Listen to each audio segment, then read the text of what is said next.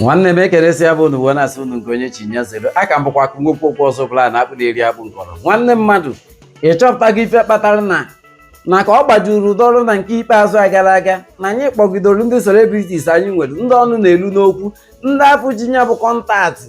Nwanne na anyị kpọgidoziri ndị afọ ji nya bụ kọntaktị ka fa were nya bụ kọntaktị afọ wee gụpụta ofu mkpụrụ akwụkwọ a na-efunalụ anyị n'ọkụ na nke ikpeazụ a. Ịchọpụtago ife mere anyị ji akpọ ha ndị tọtọ celebrities mgbe afọ ọ na-ada mmiri. Ịchọpụtago ife with the reason ọ maka na o nwere onye n'ime faji ukwu ya wee kwụrụ na onye ọbụla ka na-aza saa ịṅazie ntị na nke ikpeazụ ife otu afa ha ncha niile si apụtasị na politiks na nke ikpeazụ ọ maka na ụfọdụ n'ime fa na-ebenefiti from nsogbu afọ ị na-akpọ fa maka ya.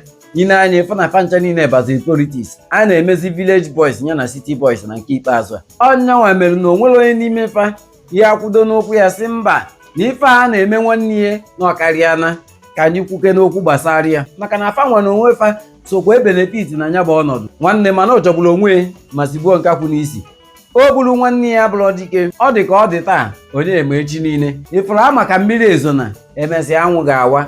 Nwanne ifuru nke onye na-eme na nke ikpeazụ a ya cheta na o nwere ife a na-akpa echi niile were okwu nwa nke mmadụ wee mere ife nya gaziere gị.